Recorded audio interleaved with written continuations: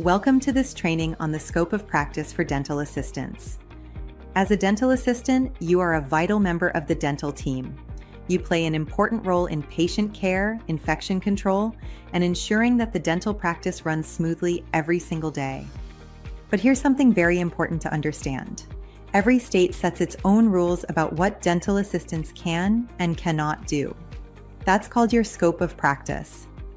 This course is designed to give you a general overview of the duties that most states allow, the duties that are more restricted, and the ones that are completely prohibited. But remember, this information is general. Your exact scope depends on your state's laws and regulations. Always check with your state dental board or dental association for the most current and accurate information. And one final point before we dive in, staying within your scope isn't just a recommendation. It's the law. Performing tasks outside of your scope could result in disciplinary action from your state board, legal consequences, or even termination from your job. So let's go through this carefully and make sure you understand your responsibilities. So, what do we mean when we say scope of practice? Simply put, scope of practice is the legal framework that outlines what duties a dental assistant is allowed to perform. These rules are set by state laws and regulations and are enforced by the state dental board. In some states, dental assistants are classified into different levels, such as a basic dental assistant, a registered dental assistant, or an expanded functions dental assistant, sometimes called an EFDA. The higher the level, the more training and certification you'll need, and the more advanced duties you may be permitted to perform. Now let's talk about the role of dental assistants in general. No matter what state you're in, dental assistants are essential. They prepare treatment rooms, assist the dentist chairside, sterilize instruments, and make sure infection control procedures are followed. They also review patient health histories, explain treatment processes, and help patients feel comfortable and at ease. In addition, many dental assistants handle important administrative duties, like scheduling appointments, processing billing, and maintaining patient records. Dental practices rely on assistants to keep everything running efficiently. Without you, dentists and hygienists could not focus on providing quality treatment. You are the backbone of the practice. Let's look at some of the most common duties that dental assistants are allowed to perform across most states. Almost everywhere, dental assistants can pass instruments during procedures, manage suction, and keep the field dry. They can apply topical anesthetics to prepare a patient for local anesthesia. They can take impressions for study models, and in many states, they can take dental radiographs if they have completed the required training and certification in radiography. Dental assistants are also almost always responsible for infection control. That means sterilizing instruments, disinfecting operatories, and ensuring proper use of personal protective equipment. In the lab, assistants may pour models, trim casts, and fabricate custom trays, depending on state rules. These are the duties that form the foundation of dental assisting and are recognized in most states. Now let's talk about expanded functions. Expanded functions are advanced clinical duties that dental assistants may perform if they meet specific requirements such as additional training, passing an exam, or registering with the state. Examples of expanded functions include placing sealants, polishing coronal surfaces, placing and carving restorations, applying fluoride varnish, and monitoring nitrous oxide administration. But remember, these duties vary widely by state. For example, in Ohio and North Carolina, trained assistants may place sealants under certain levels of supervision. In Minnesota, licensed dental assistants may polish coronal surfaces, while in New York, polishing teeth is not permitted for dental assistants at all. In Missouri, expanded function dental assistants can place and carve amalgam restorations, but in Florida, assistants are not allowed to place permanent restorative materials under any circumstances. As you can see, what is legal in one state may be a violation in another. This is why it is so important to know your state's rules before performing any procedure. Equally important is knowing what dental assistants are not allowed to do. Across almost every state, dental assistants are prohibited from performing certain tasks.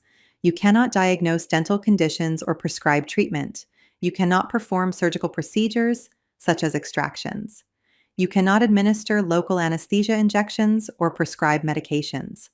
And you cannot perform scaling and root planing, which are procedures reserved for dental hygienists.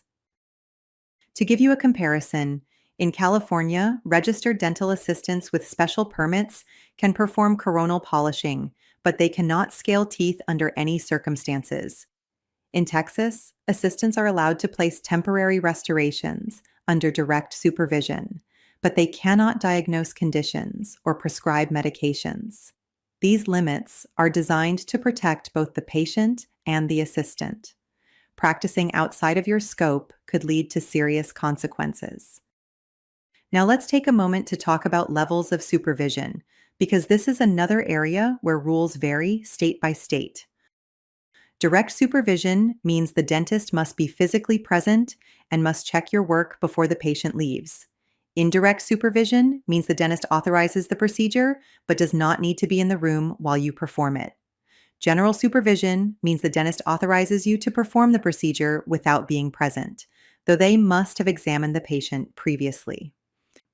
For example, in Florida, applying fluoride varnish may only require indirect supervision, while in New Jersey, polishing teeth under expanded function requires direct supervision.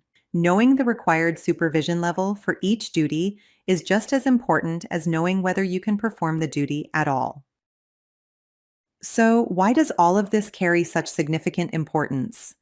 First and foremost, it protects patients. Allowing only trained and legally authorized professionals to perform certain procedures ensures safety and quality of care. It also protects you. If you perform tasks outside your scope, you could face a complaint filed with the state dental board. This could result in disciplinary hearings, fines, loss of credentials, or termination from your job. Staying within your scope is not just about avoiding punishment. It's about maintaining professionalism, protecting your career, and building trust with your patients and your dental team. Now, how do you stay informed about your scope of practice? The best source of information is always your state dental board. Their websites contain the statutes and regulations that define what assistants can and cannot do. Your state dental association may also publish summaries or offer continuing education programs that explain these rules. The Dental Assisting National Board, or DANB, provides an excellent state-by-state directory with links to official regulations. And finally, always ask your employer for clarification and documentation of what you are allowed to do in your state. Remember, ignorance of the law is not an excuse. If you are unsure whether you can legally perform a task, stop and check before proceeding. Let's review. Today we covered what scope of practice means, why it exists, and how it applies to dental assistants. We talked about the duties that are common across most states, the expanded functions that vary, and the tasks that are generally prohibited. We also looked at supervision levels, why scope matters, and how to stay informed. The exact duties you are permitted to perform depend on your state's laws. Always check with your state dental board or dental association to confirm your scope of practice. Dental assisting is a rewarding and dynamic career. Staying within your scope of practice protects your patients, your career, and the reputation of the dental practice where you work. When you know your scope and stay compliant, you can focus on what matters most, delivering safe, effective, and compassionate patient care. I want to thank you for completing this training and for your ongoing dedication to your profession. Thanks for watching. Strengthen your dental team skills even further by heading to the next video. See you there.